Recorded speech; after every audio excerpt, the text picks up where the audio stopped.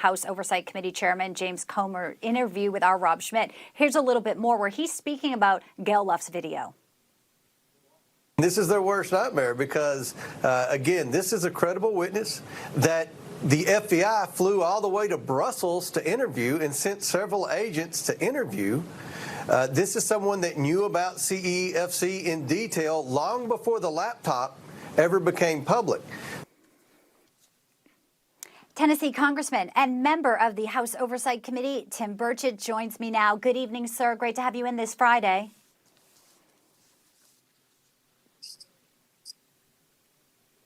So, Congressman, what do you make of this? You just heard Congressman Comer say he is credible.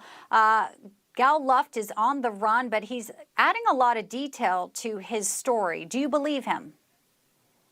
I do. I've seen so much of this crime family, the multi-millions of dollars that have flowed in from Chinese corporations and others that they're not only thing they're buying is influence. You know, they kept saying Trump was doing this, Trump was doing that. Well, they're selling junk made in sweatshops and crappy ties and things like that. This is influence. And if what this man is saying is true, which I have no reason to doubt him, then you've got some real espionage problems there. And you've got some problems within the FBI that are leaking things from Chinese about investigations into Chinese energy companies.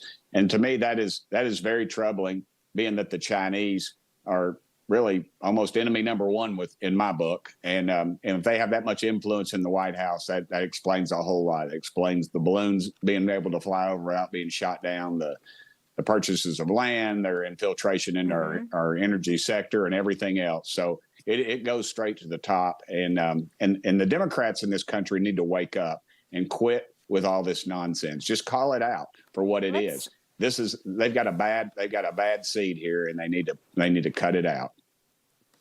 Let's also address this IRS whistleblower alleged retaliation, a letter sent to Special Counsel Henry Kerner this week. Tell us where that goes now. Obviously, they have protections to come to Congress, and this could have a chilling effect depending on which way this goes. Absolutely.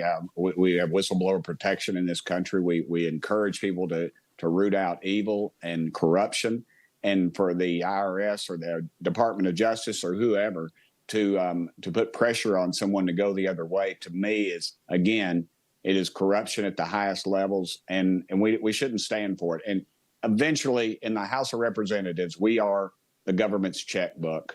The bank, of course, is the taxpayers, and the taxpayers ought to demand from us, and we should do better, and we should defund these organizations, cut them out. They're trash cans, ma'am. Everybody wants to pick and choose. It's a big trash can. Turn it upside down, put a garden hose on it, just tear it to the ground and start over. That's the only way this is going to be solved, to root out all this corruption.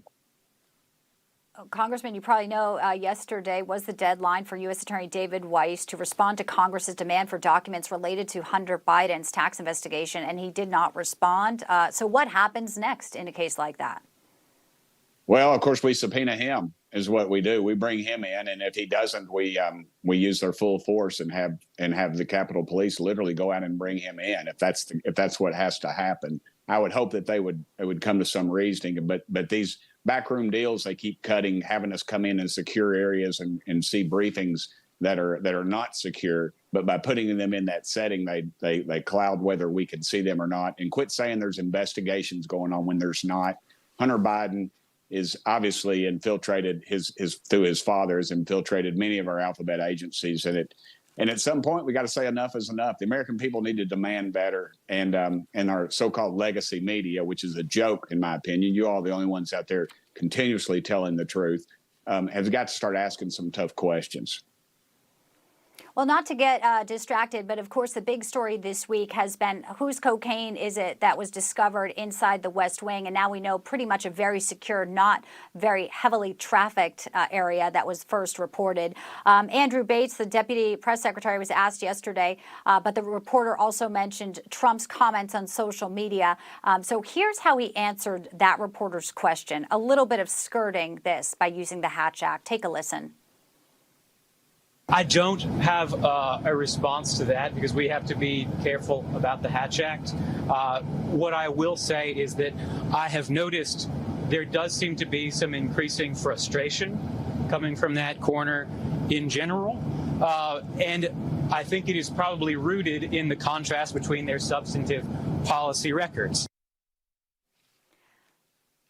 No, Congressman, how much, I was going to say, how much do we need to know whose cocaine this was and that skirting there?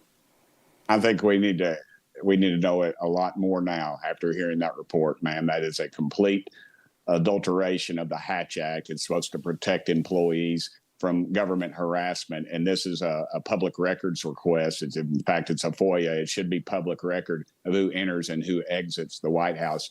I've been in those entrance and exits, ma'am. You don't just come in off the street. They know exactly who's been in and who's out. There's facial recognition. They have technology where it's a reverse flow fans that pull air off of you to see if you've been around explosives. And for them to play this down, for them to play this down is so ridiculous. Yeah. And what if it is a biological entity that somebody's brought in? You know, they go through all these scenarios, exactly. and to think they don't know who's come in there with a bag of cocaine is ridiculous. They know. And they better get to Congress pretty quick. We'll be back there at the first of the week. I suspect they should be waiting on us at the door with this information, because these cover-ups have got to stop. And you know, I'm on the committee that'll be investigating it, and we'll be working overtime on these issues. We know you will be. You're here with us on a Friday night. We got to wrap. We got a little bit of more news to get to, but as always, Congressman Tim Burchett, I appreciate your time. You can call me Bianca, not ma'am. Makes me feel old, but you're very, very polite as always, and great analysis tonight. Thank you, Bianca. You're the only Bianca I know, so I'm going to say that name a lot. Thank you. Bye-bye.